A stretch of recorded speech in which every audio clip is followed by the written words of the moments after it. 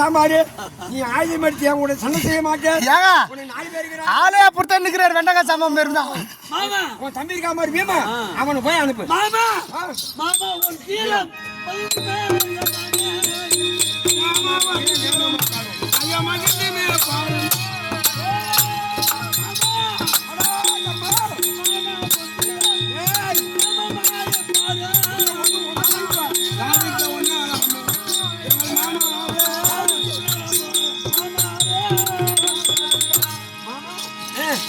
சண்டைக்கு வந்துட்டோம். சண்டை